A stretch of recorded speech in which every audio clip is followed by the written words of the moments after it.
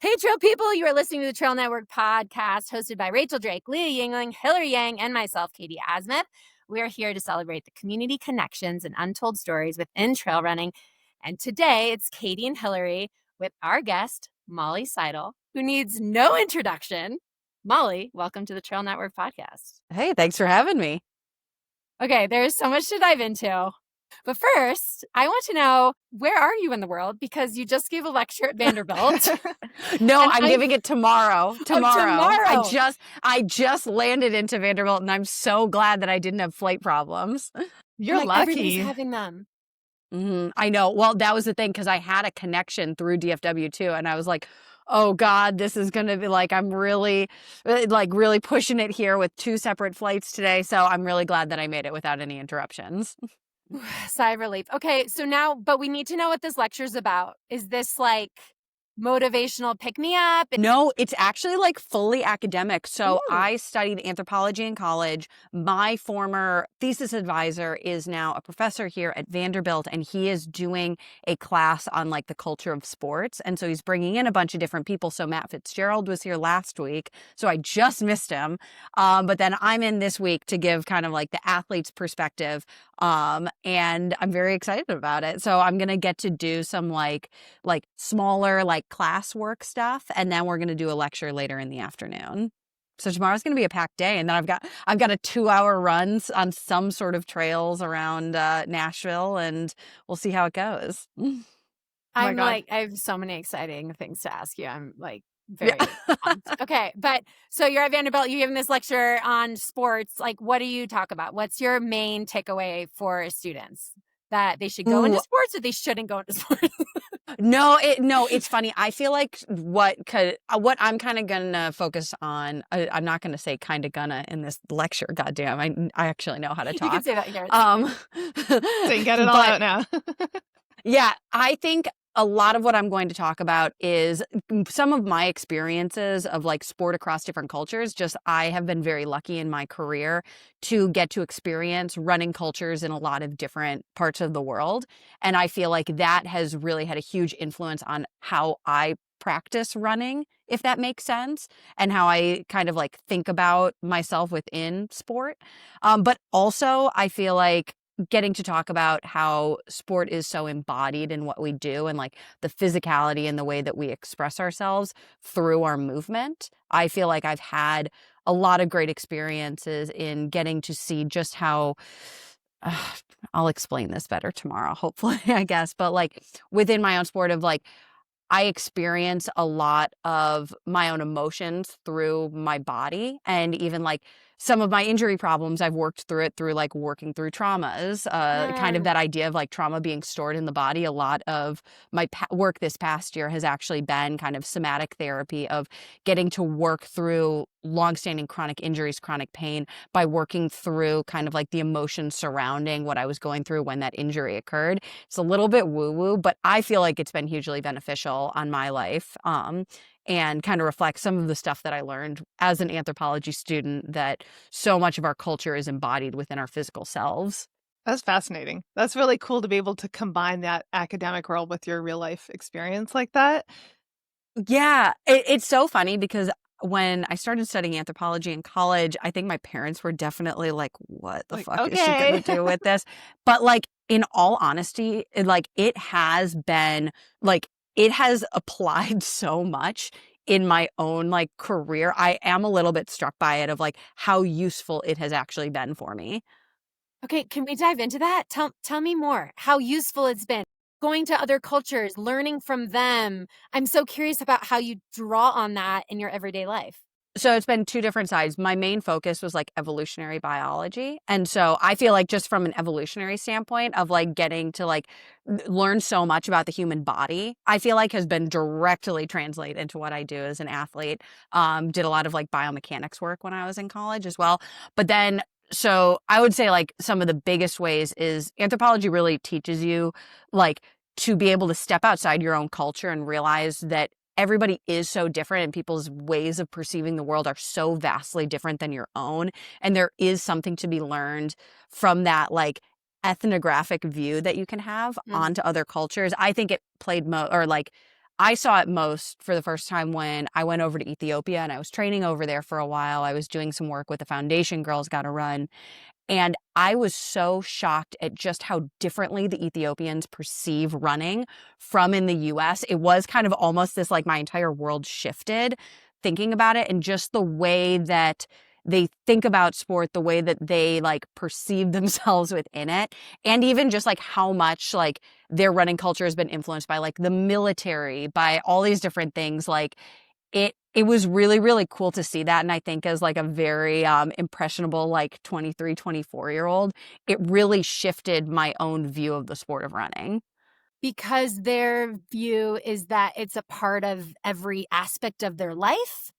Or No, I think it was a little bit different than that. I think for me, so much of it, like even just the way that like they perceived injuries. We had this really interesting run where like basically like one of the women got a cramp on the run, and she was convinced, or like basically she was like, oh, like this is like because of like somebody is like sending bad energy to me, or like I like basically she saw it as like an almost religious thing. And it's like I think that perception of being like, oh yeah, like we explain away all these different things for different reasons. I say like, oh, I cramped because like this biological pathway in my muscles or whatnot. But like just the way that, I don't know, it was almost that like separation of like, it's a different way into it, if that makes sense. energetic. Or like being able to say of like, oh, basically like the coach like carried holy water with her and was like sprinkling it on the girl. Like, and it actually like it cured her cramp. She was back running after that. I'm not doing a great job of explaining this, but it was basically that sense of like, we think of our, like the reality that we hold within ourselves and like our own cultures is sometimes more important than what we may say like the scientific reality is. Like we have control, but maybe we don't. Maybe it's more, maybe it's not the like, it's something bigger than just what we think is going on, maybe. I think it is that the perceptions that we hold, like within ourselves and as a group, sometimes are more important than what you might say the like science would be. Even like, I think it was really cool to see of like, they truly believe in the ability for anyone to transform into the best runner in the world. And if you believe hard enough and you put in the work, you can do that. They don't really believe in like inherent talent, is at least what I saw.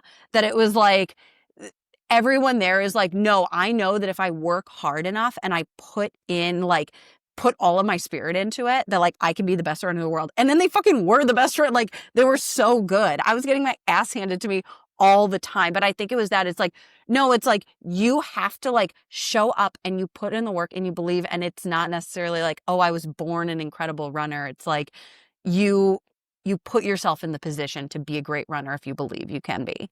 And that's cool to see that play out, because we focus a lot on the time and the talent and sort of like that part of it, but to just see that hard work and just like, I think that's just like, I mean, in the ultra world, especially when you hit those lows, to have that deep rooted belief that you can dig yourself out of anything because you have that in you, I think is the differentiator between so many people's races, right? Like you look at anyone that's from Western states and some of the holes they dig out of, and it's like that deep belief that you deserve to be at the top, I think is like what gets you back up there and moving again. And so to sort of see that play out just in everyday training, because it's practice, right? Like you have to practice that if you want it to be in you. And that's the thing. I think you do have to like truly, truly believe it, that like not even just that you're the best, but that you can get through anything that is thrown at you. I feel like that is such a powerful mindset, because it's like the sport of running is pretty like, I feel like there's so many of those moments where you're just like crying in your car and like you're like, how am I gonna do this? And it's like being every day, girl. But like it's that belief in your own ability to be able to overcome whatever the world throws at you that I honestly think is more important than just raw talent. Which so transcends sport, right? I mean, that's what life's about. I mean, that's what I think is so cool about sport, is that you throw yourself into these low stakes settings, and then you can actually do bigger things that you thought you could do in everyday life also, you know? Well, I think that's so much of like, I don't know. I respect Des so much and everything that like she says, but I think like her like keep showing up deal. It's like that is such a powerful thing because it's like eventually you'll just outlive the bastards. Like if you just keep showing up. That's what I tell myself. I'm like, God damn it, if I'm just in this sport long enough, eventually I'll win something. Well, I'm glad that I got to talk this out because I feel like I was a mess explaining that tonight. So hopefully it'll be a bit more coherent when I actually give it to the college students tomorrow because they'll eviscerate me. No, but I think it's really cool. And I do just like love that you're taking what you've learned in academia and applying it to real life like that. Cause I feel like for students, having those real life examples of how this has changed your entire mindset, as a professional athlete is really, that's kind of life changing. Cause that's like, hey, let's take this like stuff we've learned in school and actually translate it. And this is what it looks like when you take that and make that your thesis on life, Look, parents, I'm using my degree. Yeah, but like, yeah, exactly. But maybe not in the way that you ever would have dreamed or your parents would have ever dreamed or anyone that you ever poll on an anthropology degree would ever dream that you would use it, Well, and I think that's the really fun thing about getting to like have kind of a broad base of study from college that I'm like, oh, I've gotten to use this in ways that were totally different than maybe what I thought it would be for. Like, I think in college I was like, oh, I'll get my PhD in anthropology. And then it was like, oh no, this has been like highly relevant and very useful. And even just like the amount that I had to learn how to like speak in front of people, I'm like, God damn it, that's half my job now. Okay, all right, Molly, we digress because I have so many other we'll things talk to about running. Okay, all right, so we do need to talk about New York. It just happened. We know you dropped at mile 18 from some knee pain.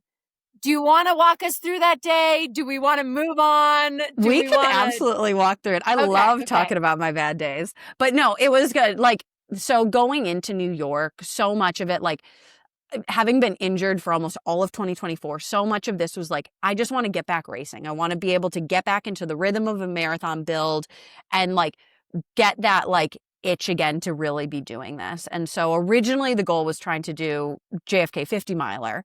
But timing didn't work out. I had a wedding that weekend. And so when New York sent through, well, that was it. Like no, this is something like I cannot miss. Okay, whose wedding is it? Give us a shout out. Who is it? So my girlfriend's best friend is getting married in Lajitas, Texas. This is a new relationship, right? So this is like first. No, we've been dating since January. This is like our 8th wedding of the year. Oh my God. You have so many friends.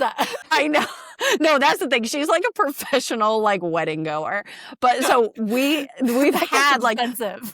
You need to give some talks at these weddings, Molly. You got to pay for the first wedding that I went to her with, though, I had I had gotten tickets to Fontaine's DC, which is like one of my favorite bands. And they were playing in Austin. And we had been dating maybe like 3 or 4 months or so. And she was like, do you want to come to this wedding with me? You'll meet my entire family. Oh my God. And I'm like, okay, this is like a lot on the line. I'm like, I think I got to sell these tickets and like go to this wedding because I really like this girl. And it worked out. But it's that like, yeah. Like I feel very confident in that decision. Like it would have been great to see Fontaine's DC, but like this one mattered more. It also could have broke the relationship. You're like, I chose this band over you. Could you imagine? She never would have forgiven me. But no, it worked out okay. We now have been to many weddings together. But this one will be fun because it's like I've become very close with all of her friends. And so these were some of the friends that we went to ACL with. And so it's like, I really want to be at this. It's her friend Ellie. And so I think it'll be fun. I get to run in Big Bend Park too. So it's like...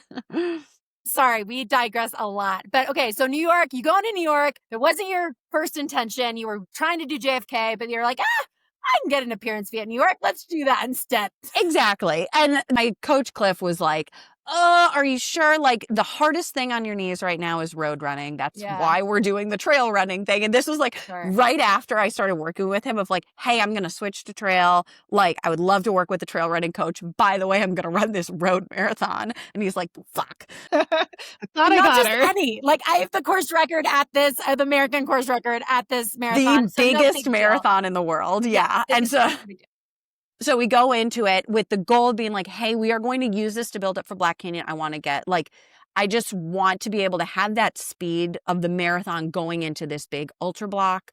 But also realizing like this is going to be really difficult, like because I haven't gotten to train that much threshold in effectively a full year. And it'll just be a challenge. And it was a challenge. I think like going into it made me really realize of like, oh, training for a road marathon is so hard. And it is so hard on your body. It takes a lot of mental effort.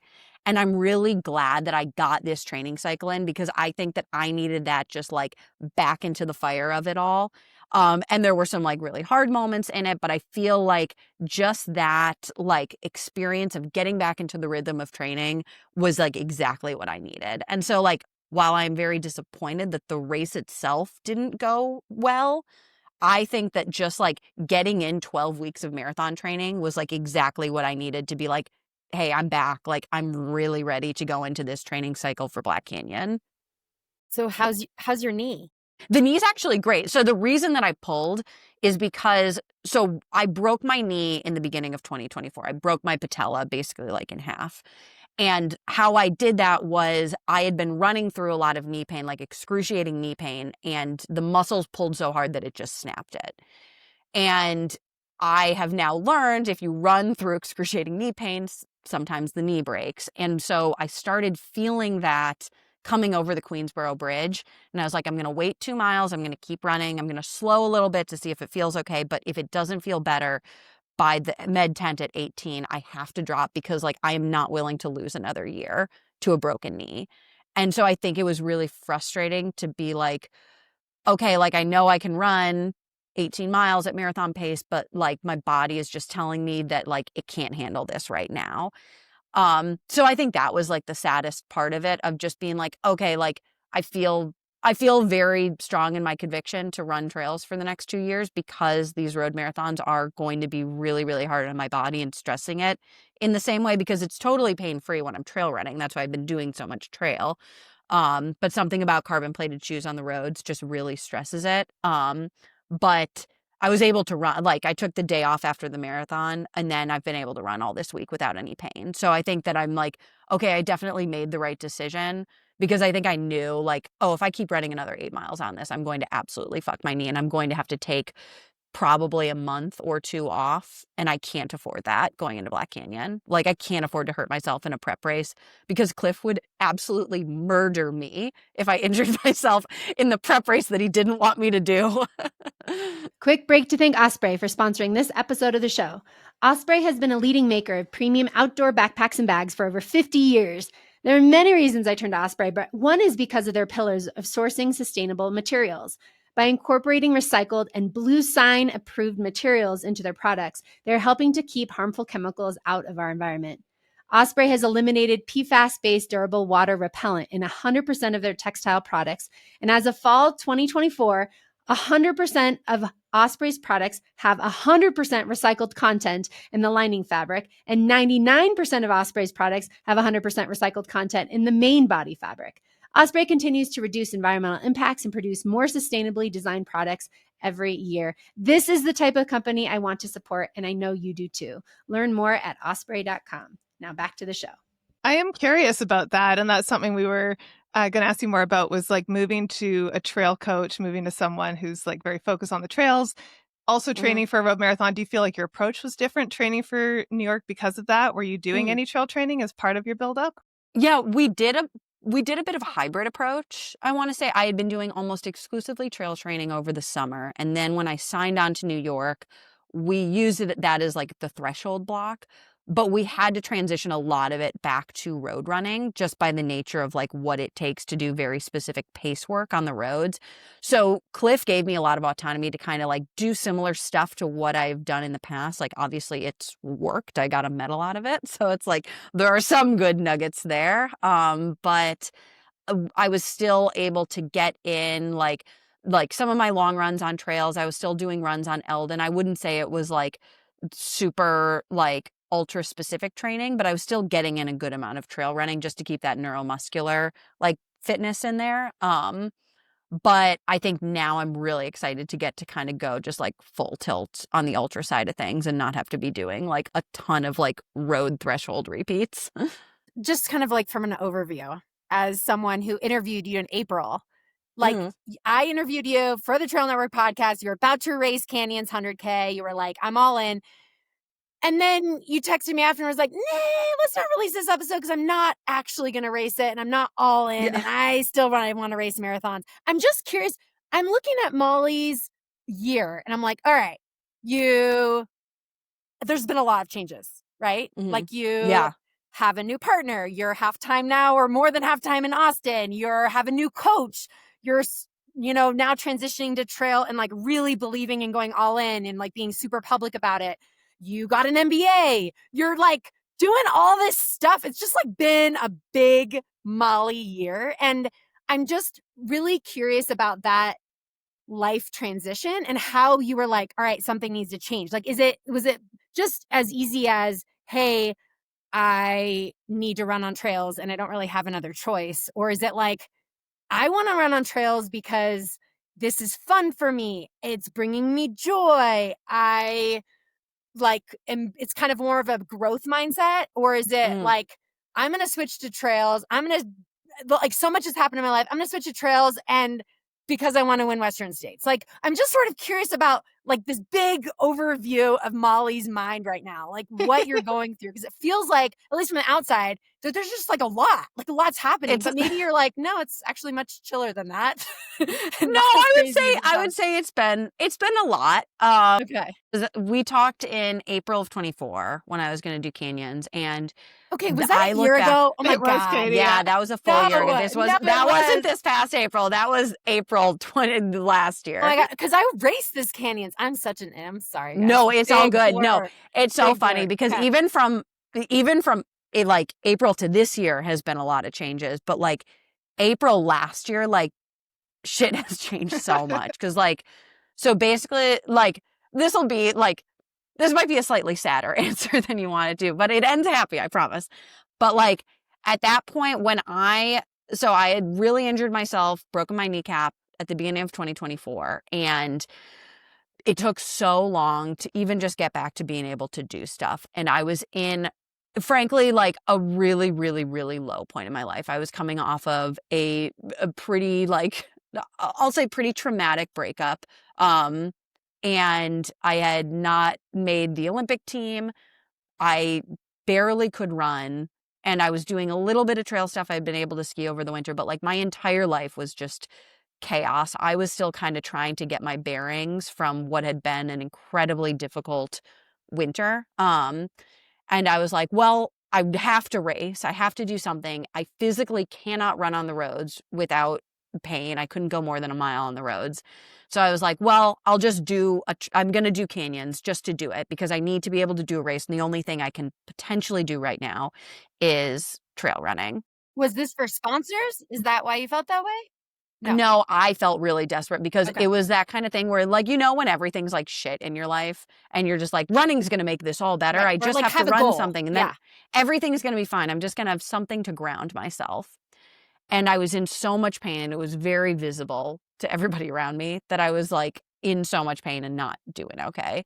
And I really appreciate Mark Coogan, who is the coach of the New Balance Boston team. We were on a long run and I had to drop out at like 5 or 6 miles because I was just not doing okay. And he picked me up in the car and he was like, Molly, why are you doing this 50K trail race? I'm like, Mark, I gotta race. And he's like, you do not have to race. You need to like make sure that you're doing okay and like be able to take some time and like heal like emotionally and physically and just like get your life set. And I think I needed to hear that.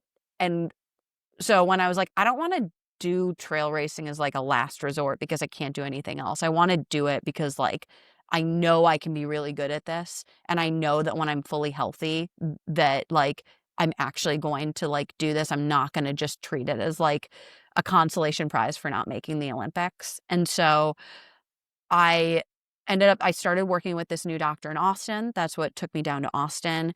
And like my whole life started to like shift for the better, but I had to take a huge step back from running and really admit like, I'm not going to be racing for a while. I'm not going to be working out for a really long time. I'm not going to be training because like I have to address all this other shit that I've been dealing with for a long time and not addressing. And it was really hard, but I spent most of 2024 just like in the weeds with it. I also had to get my appendix out. That was a whole fucking thing. And so it was like, Why? 2024 was it was just like punch, punch, punch. Like life was just like taking it. I'm like, thanks, life. I've learned so many good lessons from these challenges. It's like There's more the effing challenges. silver lining here, appendix. Yeah. That was literally it. It was getting the appendix out in France that I was like, what the fuck is happening here? In France. Oh my God. Yeah, but I think it was that it really made me have to take a step back and be like, I am like, I feel like I'm just living in a really unbalanced way. And I'm using running as a crutch to make me feel better for all these other things in my life that are not going okay. And when running's gone, then you can't rely on it. And I think I had to kind of figure out like what I wanted from my life outside of running when I couldn't do that. And I really had to address that. And I feel like it kind of led me to finding a little bit better balance. And I don't know, I feel like it put me on a path to kind of where I am now, where it's like it let me finish my degree. It let me find a partner that like is incredibly supportive of what I'm doing, but also not a runner, which I kind of need that. I've got a really good network now, both in Flagstaff and in Austin. And I've got a place to go to that I don't feel like quite such a little psychopath when I'm training, and a place to go to where I can really like lock in and grind. And I really appreciate having both of those. But yeah, I think so much of it was like, I think it was the realization that I don't want to just use running to make me feel okay when things are tough. I want to be able to treat running with respect and like the respect that it deserves as being my job, rather than just like, oh, things are tough, I'm gonna like run off the stress, because that just leads me to getting hurt. I'm sure for you looking back, it feels maybe braver than it did in the moment to sort of like put everything on hold and figure it out. But like in the moment, do you feel like you were just surviving and just sort of like trying to find a solution, or like were you able to zoom out and be like, I need to stop and actually like work through this? I think it was a mix of both. A little bit of it was surviving in the moment of just like getting through it. Like there were just so many really hard days. And I think I am so glad that no one told me that it would take a full year to get back to like actually training, or even longer than a year. Because I think if someone had told me that, that would have been terrifying and like world ending. And I don't know if that's better or worse than like each month being like, maybe this is the month that I'm going to get to like do this again. But it was kind of that of the fully like having to like just let go, which was the really, really hard part. The accepting, really, that started the healing almost, is what it sounds like. I think it was that. I think I didn't accept it until I got my appendix out. Like it was that I had been fighting it all year. And then it was like, I had this like, it was like a fever dream when I got the appendix out. And then it was like so fully just being in this, like, I have no control over any of this. I was like in a French hospital. Nobody could talk to me. I was just stuck there for like, I think it was like 15 hours, just like solo in a room with no phone, like no distraction, just like sitting there and just being like, oh yeah, like this is, everything's fucked. You're like, I thought I hit the low. Here's the new low. Like that was it. Or even like when I got out, I couldn't walk more than like maybe like 20 meters or so. And I remember like the first like walk that I could do, like kind of down the street, my friend was like next to me, like walking with me as I'm going so slow. And I'm like, well, it all starts from here. Like this is my physical low. Yeah. So what happened from there? Your appendix, you got healed from that, but then you went to this doctor in Austin. Can you tell us more about this doctor? Because it sounds like that was a really big pivotal moment for you to start this next journey. Yeah, no, so I've been working with Dr. Noah Moose. He is like just outside of Austin, and he has been like just super, super helpful for me of like good combination of like sports medicine and nutrition, but also like doing a lot with like somatic therapy, a lot of that idea that like it's kind of that sense of like trauma is stored in the body, and being able to work through a lot of that baggage that was connected to some of these injuries and like, I don't know, just look at it from a more holistic way was really, really helpful in a way that just straight like orthopedic sports medicine just wasn't fixing the problem. Sounds like your anthropology And Yeah. It Kind does, of, yeah. it all links together, Katie. the holy water. We need the holy water. If someone could, trust me, and my mom would be spraying holy water on me if she could. I think she prays to St. Jude every single time I run a race, which I'm like, thanks, Mom. And she's like, he's the saint of the lost causes. I'm like, what the fuck, Mom? It's incredible. If you're going to pray to any saint, you're like, I know where you stand on this. Like, God damn it. Oh, moms. Yeah. Oh, yeah. Oh, man. Okay, so you Austin was great, though. It sounds like you met your girlfriend. You, like, have a community there. You're like, let's go into trail. You've got this great dog. Like, it sounds like Austin's a really amazing place. And I don't know, your cartography, or I don't know what it's called. Something's like pulling Molly to Austin. I don't know.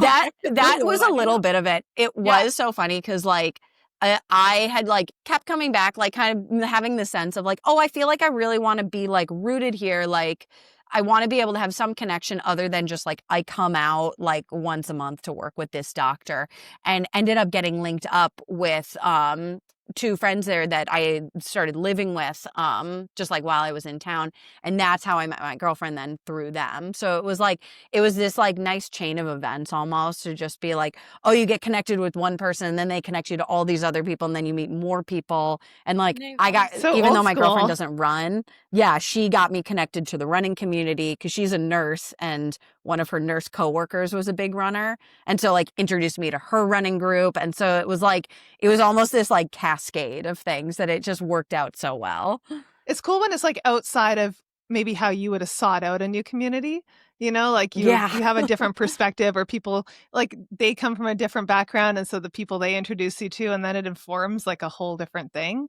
I think that's beautiful. That was kind of the cool part of it, of just being like, I think running is such, like, an insular world too, that, like, I really struggle with that sense of, like, oh, like, I feel like most of my friends were, like, runners, or, like, pro runners specifically. Which is a bubble. And just being able to get absolutely a bubble. And, like, it is that whenever my girl, when she comes up to Flagstaff, she's like, all y'all talk about is running. I'm like, I know. I can't help it.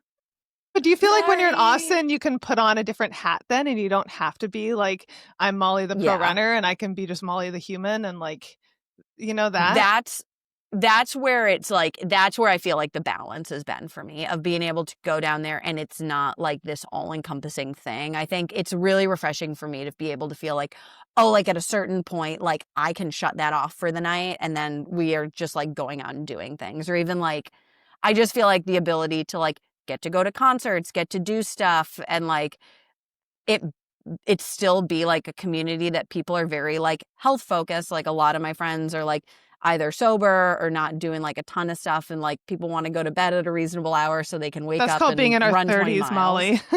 I know. That's the hard part. It's because everything hurts more the next day. I don't know. I've got some 20-something running friends that are still doing that, though.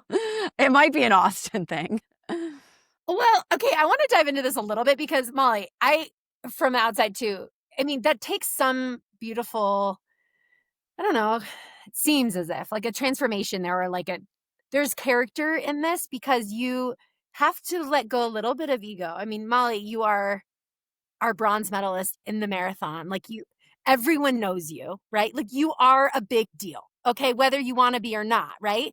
And so it's really cool that you can go down and be like, yeah, my roommate's a nurse, and then her friend's a runner, and I was like, sure, I'll go run with you. You run, I run, great. And it's like, there has to be a little bit of a removal of that ego to let yourself be that Molly the human, right? But there's got to be some sort of, like, of tension there, because you're also Molly the runner, right? Like, the really good runner. So it's just a really interesting dynamic there. I don't know.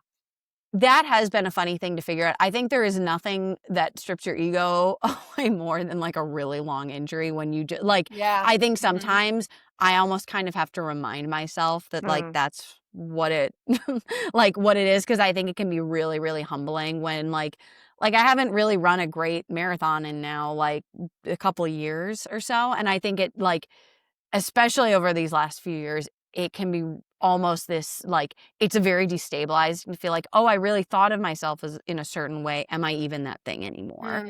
And I think that's almost been the harder part of it. Like, it is very easy for me to slip into the just like, uh, I'm trying to think of like the right way to say that. It's easier for me to pretend that I'm not like a famous runner, big deal thing. And that was almost like weird for my girlfriend to figure out, of her being like, oh, this is like really a thing. I'm like, yeah, it's kind of really a thing. She didn't know who you were. Like, she didn't. No, this is actually funny. Oh my God, So tell the me party, this story. We need to know.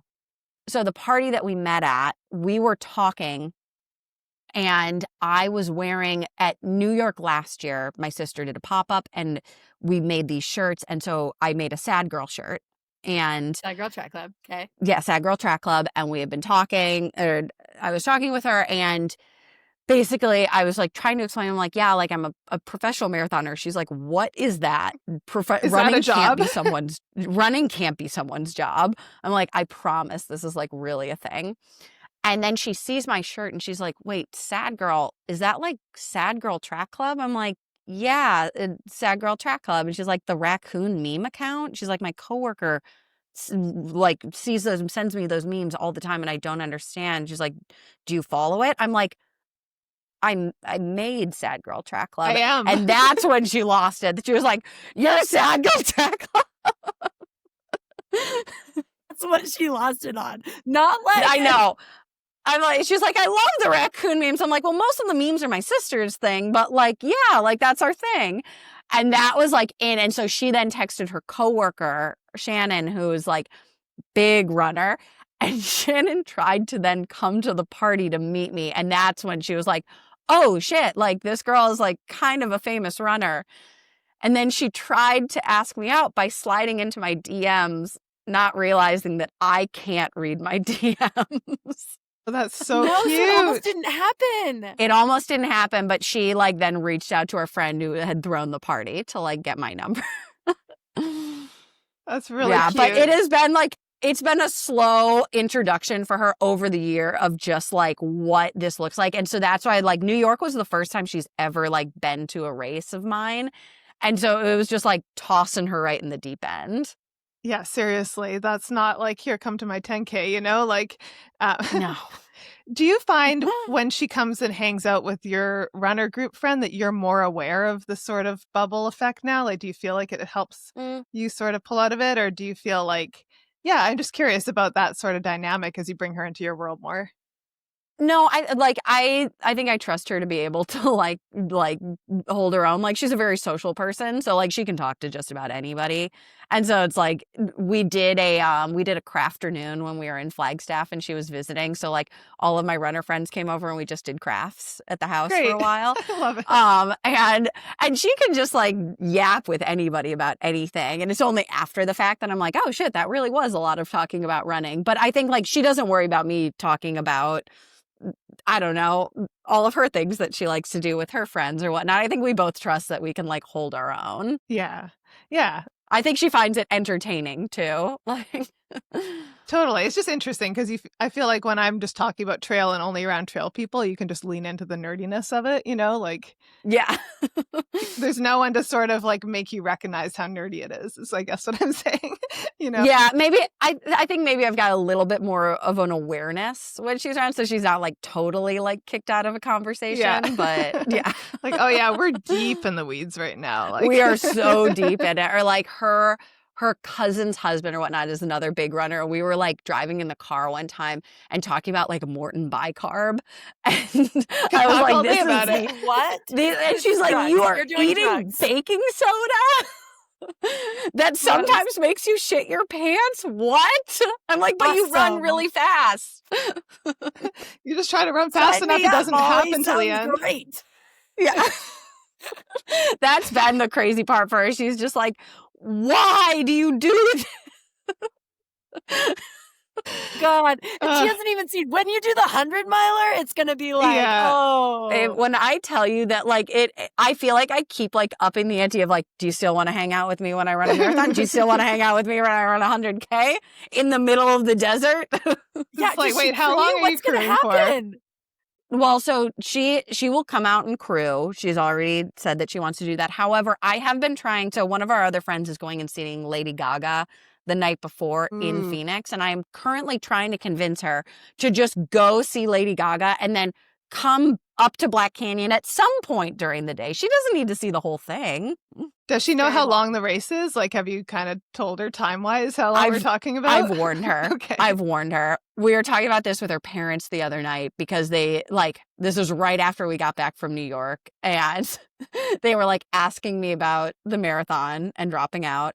And then they're like, so what's next? I'm like, I'm doing this 100K race or the 62-mile race in Arizona. And they're like, you couldn't finish a marathon and now you're going to run 62 miles? What? Bitch, are you crazy?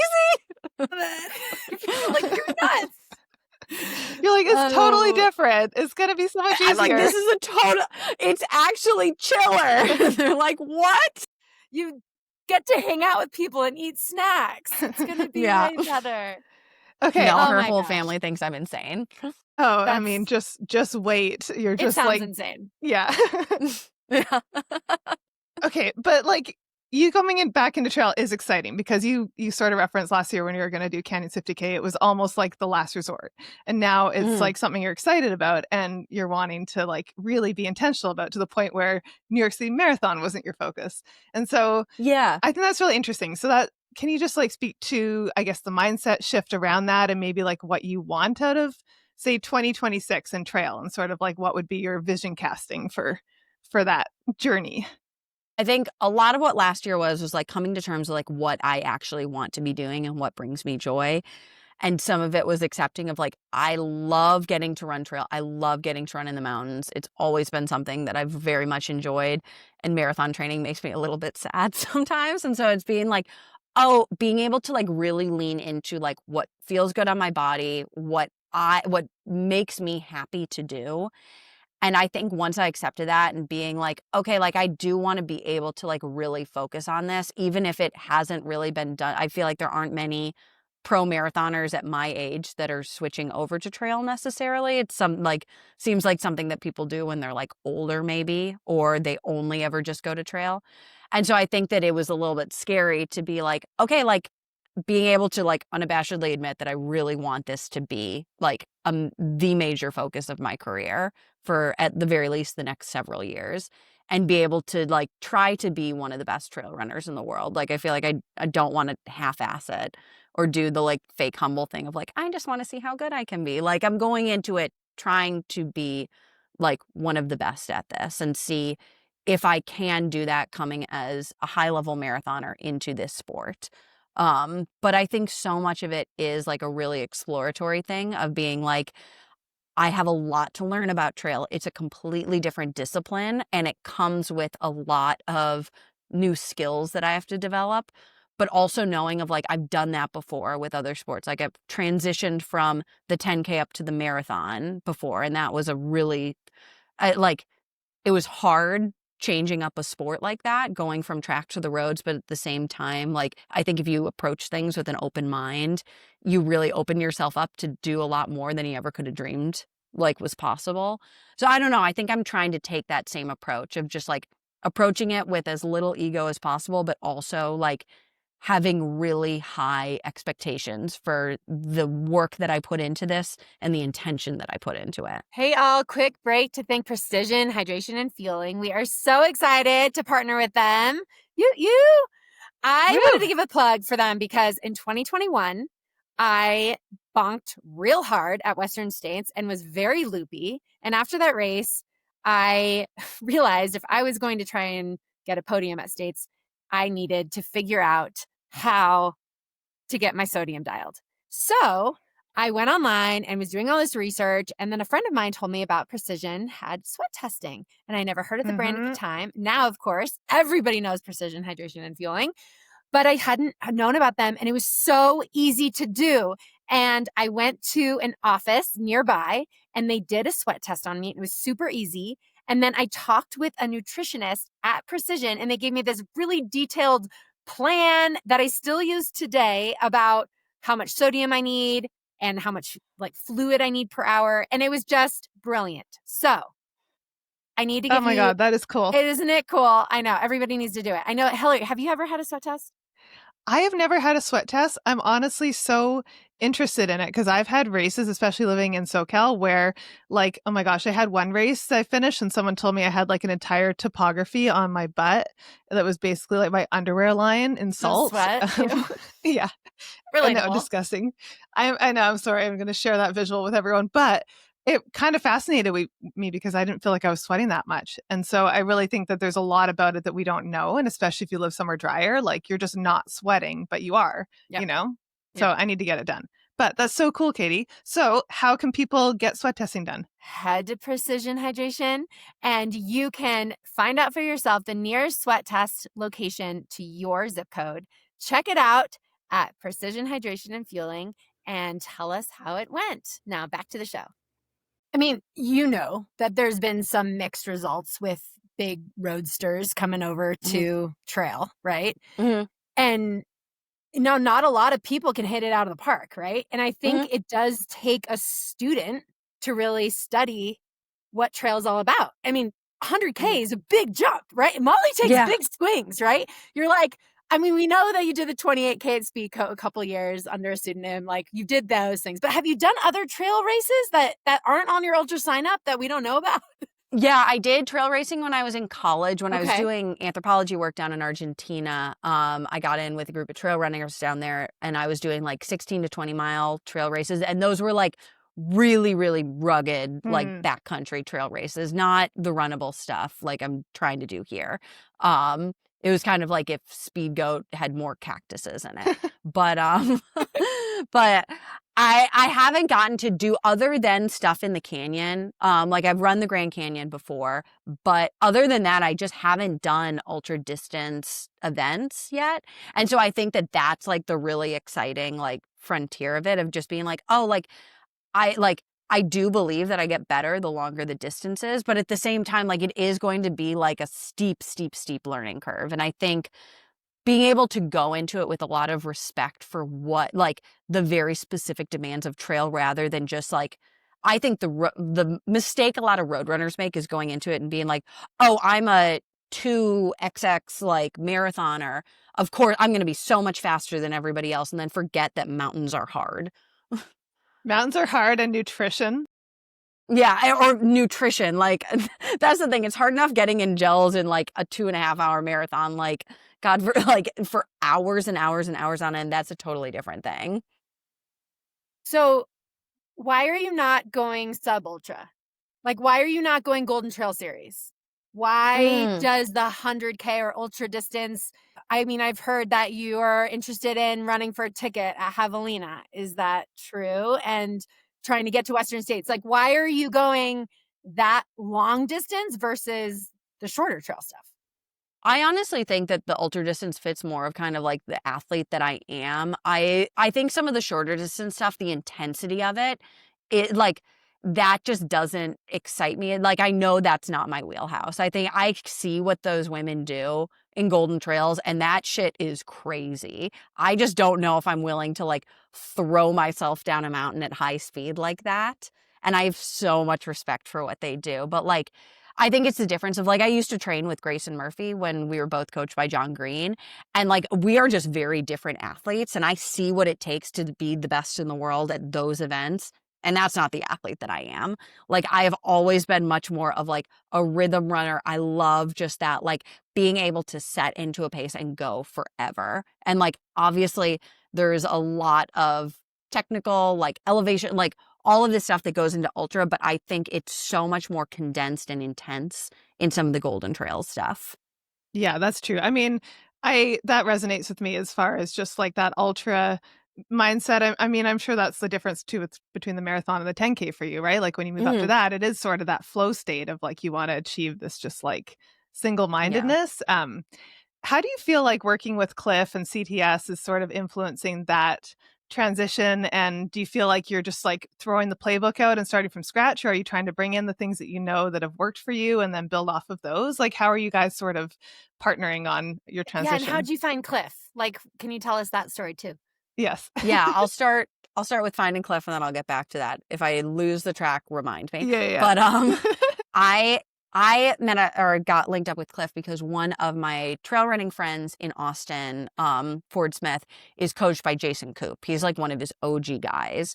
And I was kind of at the point where I had been coached by my friend John Green for the last 5 years and had enormous success under him, but was also feeling of just what I was going through with my body and knowing like I'm feeling like I think I need to be doing something different. I had decided that I was going to move on from John. We had a conversation, and it went great. Like he's one of the best humans I've ever met. Aw. Like handled it so well, continues to be so supportive You of guys me, have and been is through one a of the. lot together.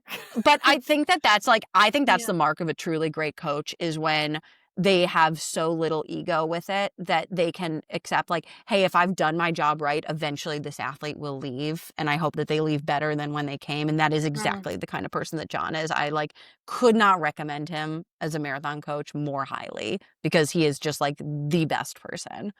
But I had made the decision to move on from John, and um basically Ford was like, oh, you should have a conversation with Jason Koop. He coaches all like the best ultra athletes. Like you're such a mileage whore. Like you would love his training. And He loves his high I volume am. training. You're not wrong. Loves his high volume training. So I had a conversation with Coop and really liked his philosophy on things, but he was like swamped. He was like, I can't take on any more people. And I'm like, okay, well, I'll find somebody else. He's like, actually, you should talk to my guy Cliff. Like, he's really cool. I think you'll enjoy talking to him. So set up a conversation with Cliff, and we immediately like clicked. And I felt like all the things that he was saying is like, I feel like we are just like on the same wavelength with things. And basically was like, hey, let's try this out. Like, let's see kind of like where this goes for a couple weeks. And I just immediately, like, my body just kind of clicked into what he was giving me. And I think for the first time in a really long time, I was like, just really feeling good about training and like the trajectory of things. And I think getting that itch back to like, oh, like, I think I like truly believe I can still do this. Is he And here we trail are. and road? Because you're still playing. You're not leaving the roads, right? Like No, yeah. no. I think like, and I think that was a big part of it for me that I'm like, hey, like I come from this big like road background, but like I really want to like I don't think I'm ready to like say that I'm never running on the roads again. Like I still do have the goal of making the 2028 team, but I Let's really go. want to, and that's the thing. I want to treat it like in the way that people go back and forth between track and marathon and they treat it equally important. I want to be able to do that with marathon and trail and be able to treat it like the way Sifan Hassan treats like running the world championships on the track and then going and winning a major. Like she's treating both of those very importantly. And I think I want to be able to take that to the trail, but also realizing like it's going to be very, very trail heavy for the next few years. Mm-hmm. So sort of following up to that, like how are you bringing in the road training and then like even nutrition? I think that's really fascinating because how you fuel for a marathon versus how you fuel for 100K is going to be so different, but you know what works for your body. And so like how are you sort of integrating that, but also learning from all of his trail knowledge? Yeah, I think that's been like my favorite part of it's very collaborative of he has come into it with such an like open mind of like, hey, like these things have worked for you. Let's integrate what has been good for you, but also like take these insights from like what he knows is his bread and butter. And also me coming in saying like, hey, like I think I've been overtraining really badly the last few years. I hit it way too hard. Like I have no fucking chill when it comes to things. And so it's like being able to tell him like, hey, like I do need to be held back and I need to train. I need to be able to do a style of training that isn't going to break me down. And so I think that that's been the biggest learning thing for me is learning how to listen to my body, be okay with not necessarily like pushing everything to the nth degree, being able to be okay with like, okay, today was like good enough. And if I live to see another day, that's like what matters and being able to stack those weeks because I'm very all or nothing with training. So I think that that has been such a fun learning experience of just how I integrate.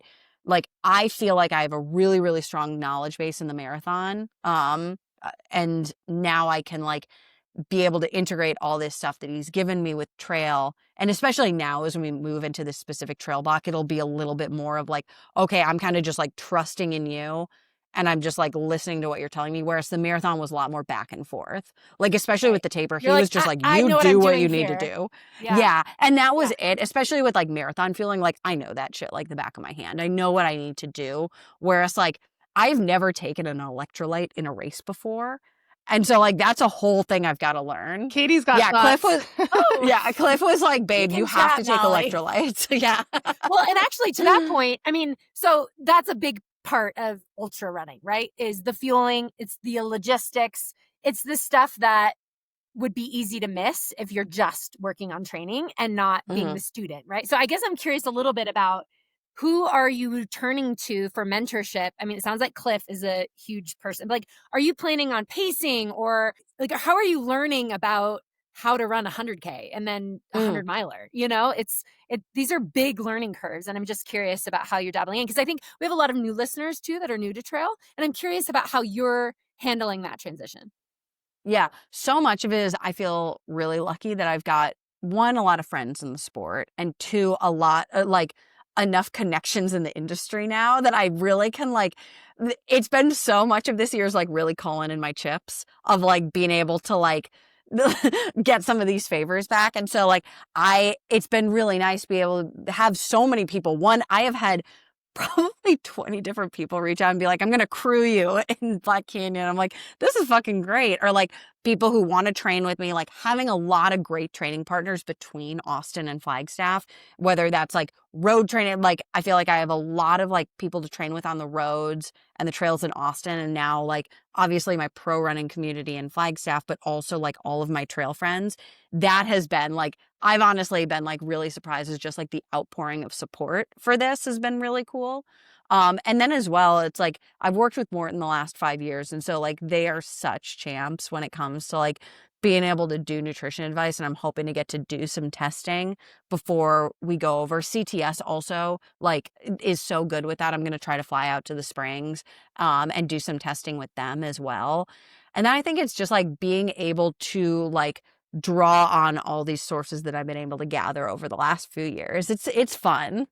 It's so Yeah, fun. it Getting is. your crew together too. Like once you feel like you're like, all right, I'm bringing these trail people together and how you're going to crew me. And this is my plan and all that. Like, it's just going to be, you're going to have so much fun with it. I'm so excited for It's it. sort of like Heather Jackson when she shows up with her entire tri-world for Western States, you know, Yes. and it's just like rolling deep with all these triathletes. They're like, cool, we know nothing, but we're here. Yeah, they were like, how do we do this? How do you tie a nice bandana? I don't know. Or whatever. Yeah. They're like, we're going to be hype. Yeah, 100%. I love that. Oh man, this is exciting, Molly. I'm really excited for you. And I feel like, I mean, we're obviously so happy to have you diving into the trail world. And do you think you're going to do any shorter races in the build up to Black Canyon? Yeah. Yeah, I think like obviously I've like said that I'm doing these like larger ultra races is like the focus, but like that doesn't mean I'm not going to do shorter distance trail races. I definitely like to.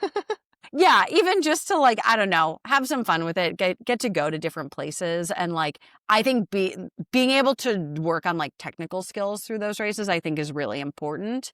So I'm actually looking at some stuff either around Texas or Arizona for like a prep race potentially for Black Canyon. So maybe if any of your listeners have ideas. Don't DM her though. Don't DM her. Don't DM me.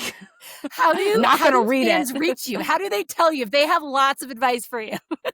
Oh God, Energetically. I wish I could just tell them. I wish I could have like they'll leave comments. On our social media. We can pass them on to you. And then we'll tell you. Yeah, I'll let you guys take the greatest hits out of it. Sorry, you have to be my secretaries. That's okay. No, there's lots of awesome races, especially Arizona in the winter. I know Aravaipa does a good job with that. So you're in a good place as far as having lots of places to run through the winter, which is good. Well, and that's what, like, I feel like having like now lived in Flagstaff for 5 years as mainly a road runner, you just run all the same routes. And I'm like, wait, Flagstaff is way better when you're trail running. There's so many places to go. I feel like I like haven't even got. Well, I haven't gotten to experience the best. Yeah. Yeah. Well, I just appreciate so much, Molly, and we've taken so much of your time, so we should close this down, even though I feel like I could talk with you forever. But I so appreciate that you're not putting yourself in a box here, that you really are kind of being a pioneer. And, you're saying, I'm going big into trail, even I'm not retiring from marathon. I'm going big into trail when I'm potentially at my peak, right? And I just think that's really awesome. And you're creating a life that you want to live, which is beautiful, right?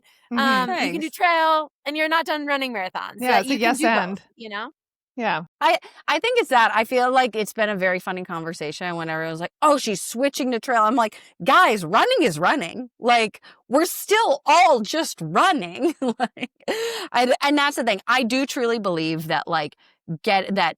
I don't know. Maybe this is all just a big experiment, but I do truly believe that, like, the strengths that I will get from running trail and doing this trail focus will benefit me just as a runner as a whole. Because that's what I'm trying to be, the best runner that I can possibly be, regardless of what terrain that I'm on. And if I didn't truly believe that that this will make me the best runner I can be, I wouldn't be doing it. Like, I don't Mhm. know. Well, think of it this way. When you can run like 10 hours on the trails, you're going to go and run a marathon and be like, oh my You're God, gonna I'm be done already. durable AF, baby. Let's go.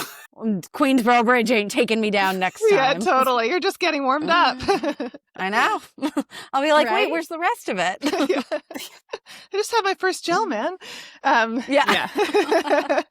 Well, thanks, Molly. It's really been fun to chat with you. And honestly, we can't wait to see you out on the trails. I'm sure we're going to be at a lot of the same races over the next little while. So, yeah, really stoked for you. Really stoked, for everything you've been through, for you to be in a place now where you've got so much to look forward to and things that are really lighting you up. So I think that's the best Thanks so part of much, all. you guys. Yeah. That was so fun. Thank you, Yeah. Molly Seidel, for coming on. You're awesome. That was great. I feel like, oh man, I mean, just seeing her stoke for getting into trail and just how she's approaching it, being a student of the sport, but also like, I mean, watch out world. That's going to be exciting when she toes the line because I feel like she's not messing around. And that's cool to hear. Like, I love hearing when, women are just like, no, I'm going for it. I'm going to be right in there. I'm going to like shoot my shot and I think I can win. And I just like, yeah, I'm like, hell yeah. Yes, you can.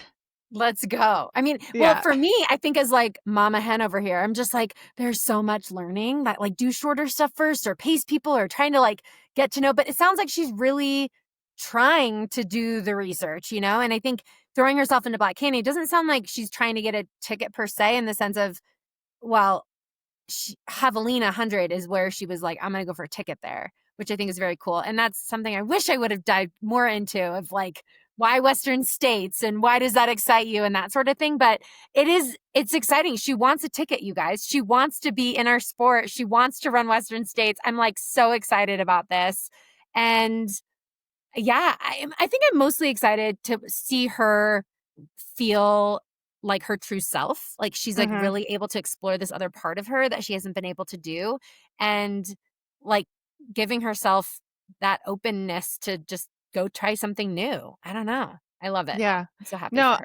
and I think the thing about Molly that we have really heard from her is that she is dedicated and she doesn't let life knock her down. And so I have no doubt that however the race turns out, that's not going to define her trail running journey. That's not going to define any part of her. And so I think she comes from such an incredibly solid mental background, and just all of her road experience and all the races she's had, how they've played out, how they haven't played out. Like that is stuff that I think a lot of us as trail runners, if we haven't learned that before, we have to learn that as we go. So she is a new trail runner, but she does come in with this whole breadth of other knowledge and experience. And so, Yeah. yeah, I know yeah. when she was talking about her injury, I mean, I can relate to that a lot, right? Being I injured almost for so said long. something, Katie. I know. I was like, this isn't about me, but I'm like, man, I get it. Where it has to be fun. It has to be a good time. Like we have to turn this around because guess what? The alternative is you don't run. So she's like, either I don't run at all or I run trails. And I actually really love running on trails. So clearly the universe is pushing me this way and she's going for it. And yeah, she's not taking it for granted. So I definitely thought about Tara Dower at Mammoth 200, pulling out of Mammoth 200 to run for a ticket at Javelina 100 because that's where her heart was. And I definitely, there was some like interesting, okay, I'm going to pull from New York because I really want to focus on Black Canyon. And I don't know, an athlete Yeah. that we haven't seen really at the peak of their career, at the talent that Molly has to come to trail with to ultras with that sort of intensity and like excitement around it, I'm really, really pumped. So, and not losing road running in the process. yeah. She's right. There's like no one that's doing that. Usually it's like Yep. I'm retiring from road and I'm going to trail, but like to kind of maintain both, I mean, She's that's going to be cool. fast, y'all. Yep. Let's go. Where's the popcorn? Oh my gosh. Well, that was so much fun. Thanks, Katie. That was great to chat with you and with Molly. And for all of our listeners, we hope that you guys got some good takeaways and are just inspired by Molly and her attitude towards life and just how she's going after all the things that make her happy. I think that's something we can all really like keep applying to our own lives, So run with joy, find the things that get you stoked, keep doing them, and keep listening to our podcast. You can find us on Spotify, Apple Podcasts, and if you have any tips and tricks to send to Molly, you can send us a message on social media, and we will pass it on to Molly. So at the Trail Network Pod on Instagram, we will be her agents and conduit for all the trail information. All the trail knowledge. Yeah.